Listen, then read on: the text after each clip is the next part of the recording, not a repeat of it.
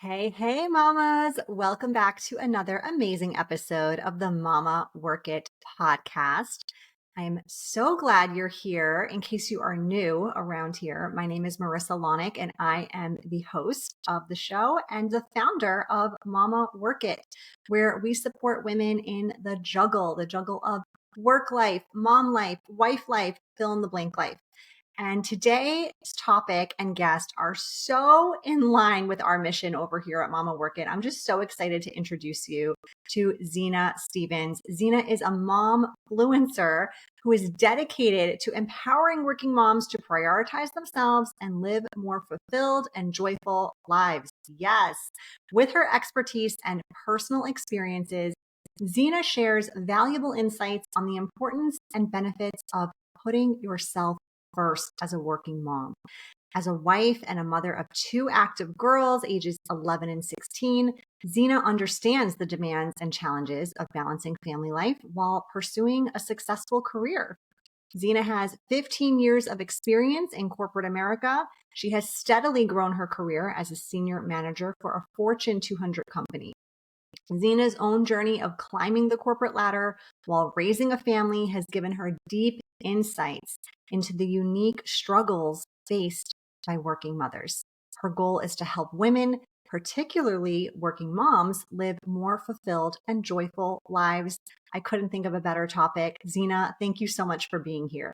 Absolutely. I'm super excited to be here to talk with you, Marissa, and also to your audience. So thank you so much. Yes. Well, the first question I always love to ask guests on the show is just tell us a little bit more about your personal journey as a mom and particularly as a working mom. Yeah. So my journey probably started out a little bit different than a lot of other moms. I have always been a working mom. So I graduated from college, and 9 months later, I had my daughter. So I have always been a working mom. I don't know what it feels like to not be balancing a career while also raising my family. So my oldest daughter is almost 17 years old. Like I mentioned, I started out my career with her. So she has been along for the ride with me as I built my career while trying to figure out momhood. I went back to school and got my master's degree, and she was right there with me as well. So I like to say she was my graduation gift and kind of got me out into the world of working mamahood. So that's pretty much, how I started out as a working mom. My husband and I have been together for 19 years. So along the way, I became a wife. We bought a house. We relocated multiple times for my husband's career. And I have just been doing my best to keep my ambitions um, top of mind while also building my family and being an amazing wife. Love that. And you added to your family because you have two girls now. Yes, yes, added to my family after I completed my graduate degree. Shortly after, about a year later, we had our second daughter, who is 5 years younger. So they're 5 years apart, which I think that that gap really helped a lot in terms of having the space to do other things in between both of their births. Love it. I love how you called the birth of your first daughter your graduation present. And it sounds like the birth of your second daughter was like your post graduation present. Oh my goodness, I didn't even put those 2 things together, but yes, you're absolutely absolutely correct. Yeah, great rewards for hard work. Yeah. Yes, yeah, So, Zena, you're obviously a very successful working mom. yeah. Tell us, like, what's been your secret to balancing career, marriage, motherhood, relocations in between Yes. all that? Yeah. So for me, I like to remind myself that I don't have it all figured out, and I think I learned that pretty early on in my journey. That number one, it doesn't have to be perfect. It doesn't need to look like anyone else's journey, and also that I am continuously learning along the way. So I would say that that has been the most instrumental mindset for me along this journey is knowing that it's okay if it doesn't look perfect. It's okay if it doesn't look like anyone else's journey, and it's okay to be figuring things out. Um, no matter what it looks like from the outside, I say this all the time, like all of us are in this together, just doing the best that we can and figuring things out along the way. So I would say that that mindset has definitely carried me through my career. I love that so much. Mhm. I feel like having the gift of being a lifelong learner and Yeah, that mentality is such an important skill, yeah. whether you're a mom or you're not, but Mhm. especially feeling that immense pressure Yes. in working motherhood. It's just so so useful in so many ways. And I just love that. I am a mom of four and I'm still figuring this out day in and day out. Quick example, we had strep throat run through our house right after school started Oh this my year. goodness. And you know how it goes when something like that that's ultra contagious goes through your house, like one Mhm. kid at a time, usually every few days. So it lasts, it just lingers. And everybody went down. Okay. But my youngest son and I were the last ones standing. Actually, I did dodge it. I'm going to knock on wood as I say that. But we were the last ones standing. And I'm like, great, we didn't get it. And he never complained about a sore throat. He never complained about even feeling sick until this one day, like after everyone had been on antibiotics forever, he said his stomach hurt. Mhm. And coincidentally, and I find this to be a very like intuitive divine intervention too, a friend of mine who is a nurse had been at my home previously and mentioned that a symptom of strep throat is when little kids say their belly hurts. Fourth kid, I had no idea. Oh my goodness. Lo and behold, right, next day he gets swabbed, diagnosed with strep throat, put on the antibiotics. Thank God everything was fine. But like I should know that by now, right? But I'm not gonna shame myself in that. I'm a lifelong learner. Like I'm Yes. still figuring this thing out, even 4 kids down the line. So So that I just love that mentality. 100%. And I think that's such a really good example too, because yes, you have 4 kids, but sometimes you may not have experienced that before. You didn't know that was a symptom. So I think just having that mindset of, I'm figuring it out. And I Yeah. tell my kids that. I'm like, listen, I've never been a mom before, and I am not going to get it right all the time. So, yeah, love that. Yeah. Have you read Kelly Ripa's book, her memoir? What's it Mhm. called? Oh my gosh. Live Wire. Have you read it? No, I have not read Okay. it. Put it on your list, I Zena. It is will. such a good read for moms and working moms, especially because Kelly Ripa has been a working mom basically her whole career. Okay. And so many truth bombs in there. And one thing that I remember from that book is how she says the first kid is like the first pancake. Except you don't And throw it you're away. figuring it out, you're learning, right? And it doesn't always come out perfect. That is so, so true. I have so many examples of things that with my first one that I was so hung up on that drove me that I was driving myself crazy with. And then with the second one, I knew better. So, I didn't work myself up about things that really were not, didn't really matter in the grand scheme of things.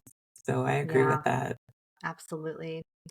All right. Well, you're a mom, you've got an 11-year-old, almost 17-year-old, I think you said. So Yeah. you've personally been through a lot of seasons of Yeah. motherhood to date. And you've been able to find joy and fulfillment in all of them. So Yeah. I'm curious, which season was the hardest Yeah. to get there, to get to that joy, that fulfillment, Mhm. and why? Yeah, I really love that question.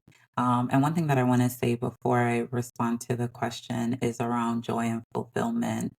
And one of the things that I had to learn along my journey is that every single day is not going to be joyful, like the entire day. Like you can find moments of joy if you look and you train yourself to pay attention. And it may just be drinking your coffee while it's hot. Like that could be a joyful moment. So I just want to preface that before I jump into it. The other thing that I will say is, and I experienced this more so with my first daughter, every phase felt hard. When I was in it, it felt like, oh my goodness, this is so hard. This is so difficult. Can't wait for whatever the next thing is. Can't wait for her to be walking. Can't wait, for her to get to elementary school. Um, but I found that the hardest for me was with my first daughter when I brought her home for the first time. Mm, And I don't think it was necessarily hard, like physically hard, but more so, I think mentally, because I was so scared. Like in the hospital, the nurses were there, everyone was there checking on you. And now they're sending me home with this little person that I am now responsible for keeping her alive. And I remember that just being so nerve-wracking for me, and it didn't help that my daughter ended up back in the hospital, like, shortly after she was born, so that amplified that season, of my life even more. So, I would definitely say, like, the early stages, specifically with my older daughter. With the second one, I feel like I kinda knew what to expect there. Um, yeah. So, definitely under 5. I think was okay. the Yeah. hardest. I I can understand that. I Mhm. mean, it's a real learning curve. Like, why is there no textbook?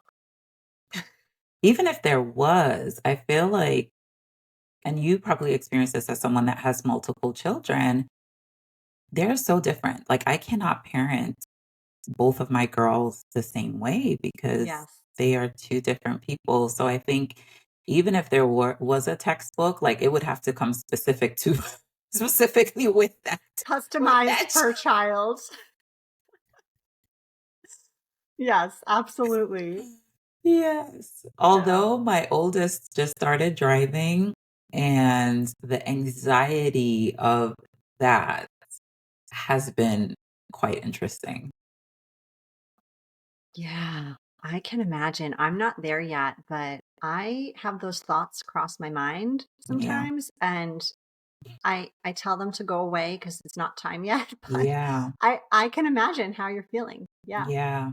And I think both of our girls go to the same school. They go to a Christian private school, and my little one, she just started middle school this year. And all summer, my husband and I were going back and forth like, are we gonna allow Jada to drive her sister to school? Mm, And finally, we were like, it absolutely does not make sense for 2 of us to be driving to the same place. We did all the safety things, she did driving school, all of the things that we could potentially control and do. And then we just have to let it go and just put it in God's hands and say, you know what? I'm faithful, and prayer is different right now for me. Like when they leave the house, like prayer is different. And um just continuing to trust that I can't control everything and I can't wrap them up in a bubble and um not have anything happen to them. So, yeah. Yeah. but it's Agreed. interesting because even though it's like I'm anxious and it's mentally exhausting a little bit, it's also very freeing because now I have another driver in the house who is able to help with some of the things that either myself or my husband was responsible for. So it's a Right. weird sort of dynamic. Yeah. Yeah. I bet. I bet there's some mixed feelings in there for sure. So Zena, you've been doing this working mom life for a while. We've Yeah, got listeners from all different stages of motherhood. We've got new moms, toddler moms, school-aged moms, even moms maybe whose kids are ready to leave the nest soon. yeah. So, what are some things you wish you knew or you paid attention to, maybe you wish you'd paid attention to in the early stages of the motherhood journey? So So I have 2 things. The first one is what everyone says, like how fast it goes. But Mm, when you're in it, there's that saying that goes, "The days are long, but the years are short."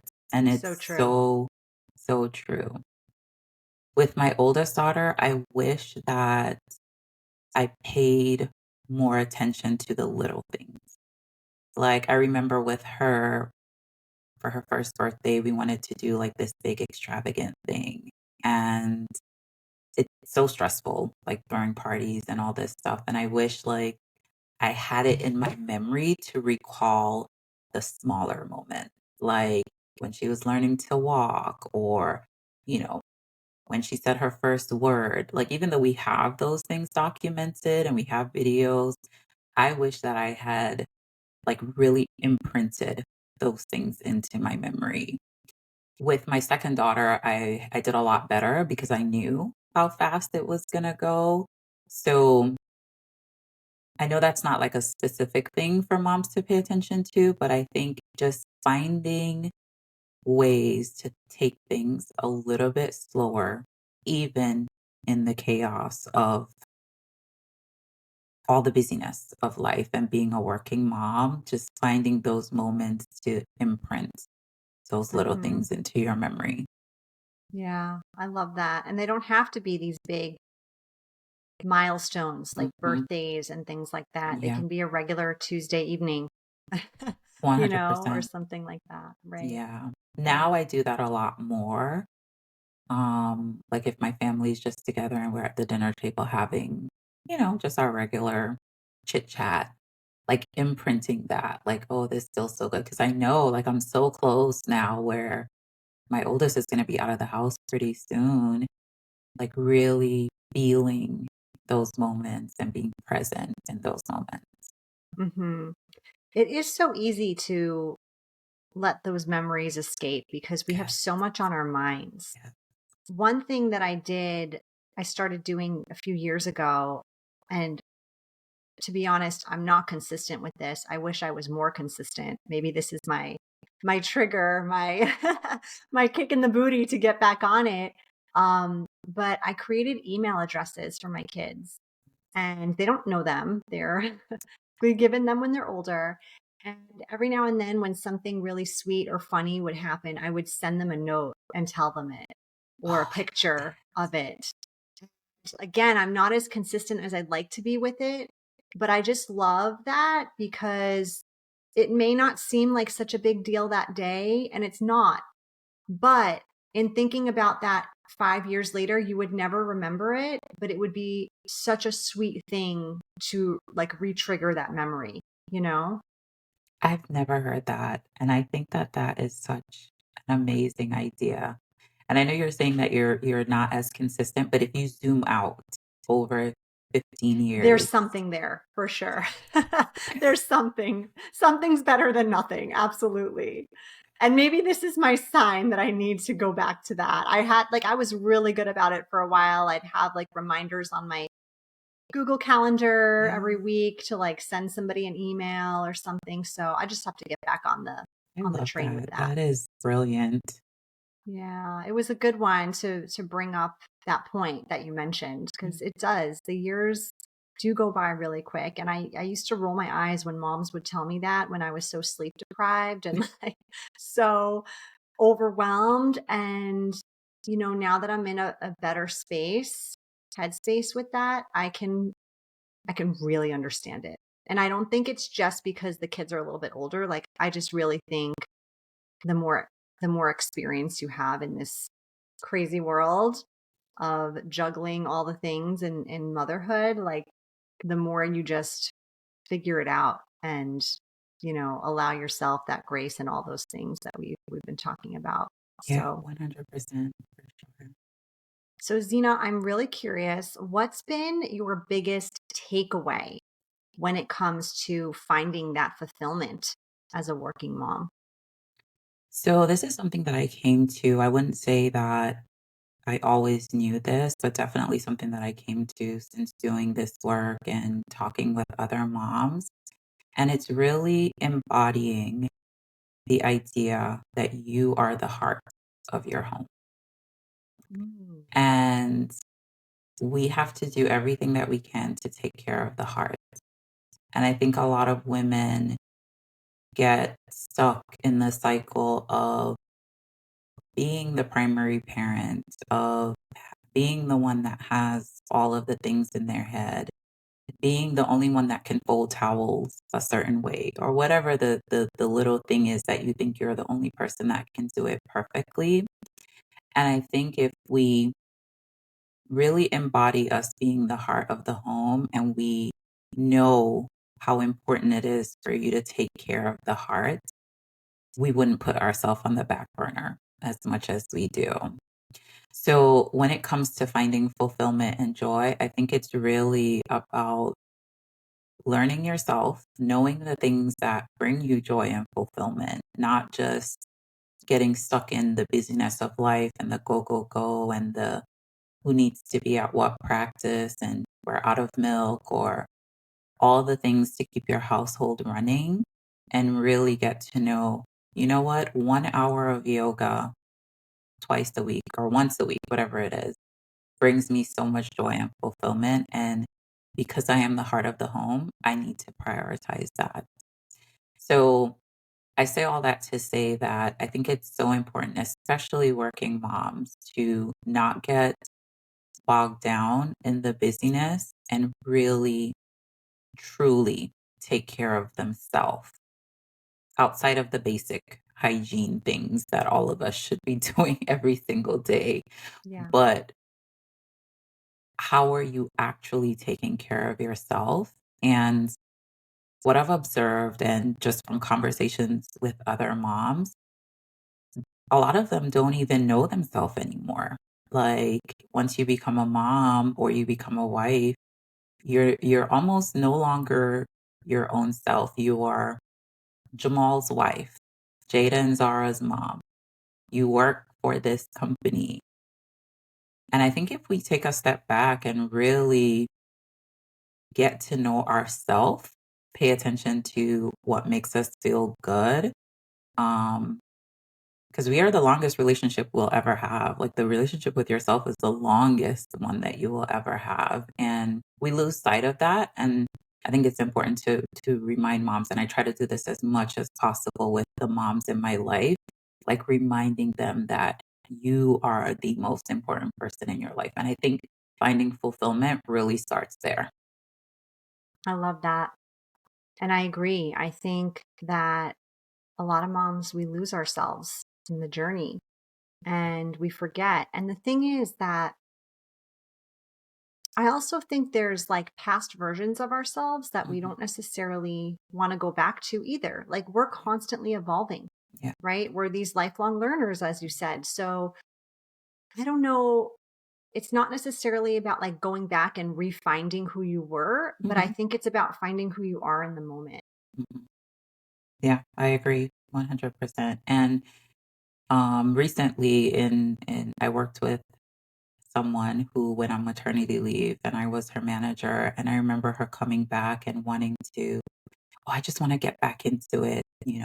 And I had to remind her like you did not lose time by being out on maternity leave, right? Like this is a different time in your life and I told her exactly what you said. It's like figuring out who you are now, not trying to get back to who you were before, your family went from 2 to 3. Like, you are a different person, and you are gonna continue to change and evolve as you grow as a mom, as your family continues to grow, as your child continues to grow. They are You are going to have to pivot and evolve, and I think the work that we have to do is to know ourselves in all of these different phases, and once you know, then being able to communicate that to the people in your life, including your children. I mean, obviously, when they're really young, they may not understand, but as they grow, I have 2 girls, which for me is even more important for me to show them that they do not have to sacrifice themselves in the name of pleasing others or taking care of others, that they are important and their needs should be their top priority. So, yeah. Love that. And love that you as a manager were able to provide that for your team. How Yes. amazing. Yes. And I say this all the time, and I know we're in this place where a lot of women still feel like they have to choose between their career and their family. And for the women that want to do both, they love the work that they do, they also want to build a family. We need more leaders who understand what it means to be a working mom and then pay it forward. Reach Yes. back and say to that mom, I wish somebody would have told me, you don't have to come back and feel like you have to hustle to get Mhm. the best project or hustle to be seen because you took 12 weeks off. Like, your baby is only 12 weeks old, and this first year, you need to be taking care of your family. So, um, I like to say that we have to keep moms in the workforce in order to keep moms in the workforce. That's a good point. Absolutely. Yeah. Yeah. We Yeah. need I moms love in that. leadership roles. Yes. Yes. And let's just be frank about it. Like, moms get stuff done. They do. They do. Moms are really good employees They too. are. They are. And one of the things that eventually I hope, I'll be able to do is kind of matching that up. Like, we have moms that leave the workforce to take care of their family, and then corporate America penalizes them when it's time for them to come back. Yeah. And it's like they have amazing skill sets to run a household and manage multiple children and extracurricular activities and all of the things. Like, that's the type of skill set that you want in an employee. Yes. Yes. There's a lot there. Absolutely. Well, I know we could talk about this topic forever. So Yeah. much good stuff, Zena. But we're going to dive in real quick to just our lightning round where we're going to Okay. ask you some random, just for fun type questions. Are you ready? I am ready. All right. Tell me, what is your go to, like, get it done, motivating song? Oh my goodness. So I will say anything Beyonce. So I'm a huge Oh, Beyonce fan. yes. So Run the World, Energy, like any one of her hype music will get me going. Yeah. I couldn't agree more. I love Beyonce. All right. Yeah. Okay. What if you could only eat one food for the rest of your life? What would it be? Calories don't count. Calories don't count. Okay. So I'm a huge pasta girl. So any kind of pasta, I would be perfectly fine eating that every Yeah. day. Good choice. Absolutely. If you could have any superpower, what would it be? Superpower. So for me, it would be being able to read and retain everything that I've read. Just Mm, have all of the information or anything that I have read to retain it and understand it would be my superpower. love that. Okay. What's one app you can't live without? Oh, my calendar. My calendar. I can't live Yeah. without my calendar. It tells me what I need to do, where I need to be, everything in our entire house. Everything goes on the calendar. If it's not Yeah. on there, it's not happening. Totally get that. Totally get that. All right. Finally, what's something most people don't know about you? So most people think that I'm an extrovert, and I am not. I am actually an introvert, but I can be social. So if I'm in a social setting, like, I will chat, I will have a great time, but it completely depletes me. So that's something that most people don't know. All right. Well, Zena, we're just about ready to wrap up today's episode. Before we do, though, can you tell our listeners where they can find you, learn more about you? Yes, absolutely. So our website is www.putyourcapeaway.com. And I am at Put Your Cape Away on all platforms, Instagram, Facebook, LinkedIn. Perfect. Thank you so much for being a guest. Thank you. This was really good. I really enjoyed chatting with you.